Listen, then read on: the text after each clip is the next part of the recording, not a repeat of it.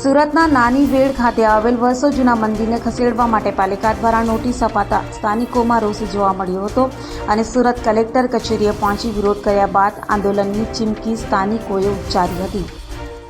સુરતના નાની વેડ ખાતેના ગ્રામજનોએ સુરત કલેક્ટર કચેરીએ પહોંચી ઉગ્ર વિરોધ નોંધાવ્યો હતો. નાની વેડમાં આવેલ વર્ષો જૂના મંદિરને ખસેડવા મુદ્દે પાલિકા દ્વારા નોટિસ અપાતા સ્થાનિકોમાં ભારે આક્રોશ જોવા મળ્યો હતો અને સુરત મહાનગરપાલિકા ન હતી તે પહેલાંનું મંદિર હોય, પાલિકા દ્વારા ટીપી જ્યારે બનાવવામાં આવી ત્યારે શા માટે ધ્યાન ના આપ્યું તેવા સવાલો સાથે સ્થાનિકોએ વિરોધ કરી જો મંદિર હટાવવામાં આવશે તો ગાંધી ચિંધ્યા માર્ગે આંદોલન કરાશે તેવી ચીમકી ઉચ્ચારી હતી.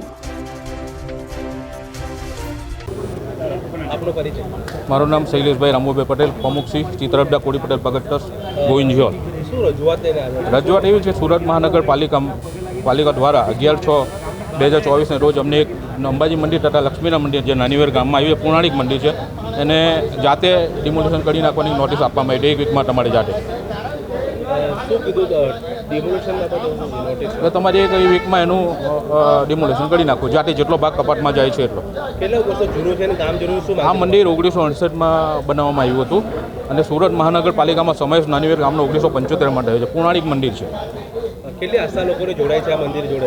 આ મંદિર સાથે નાનીવેર ગામ, મોતીવેર ગામ, ડબોલી ગામ, સિંગરપર, પૂંજગલી, ઈદગાવાર, કતારગામ વિસ્તારના તમામ અમારા જે સ્થાનિકો લોકો છે એની આસ્થા મંદિર સાથે જોડે. મંદિરનો કેટલો ભાગ ડિમોલિશન કરવા માટે? મંદિરનો ભાગ સમજો કે 15 થી 20 ફૂટ. 15 થી 20 કેટલા ચોરસ મીટરમાં મંદિર 250 થી 300 વારમાં ટૂંકમાં.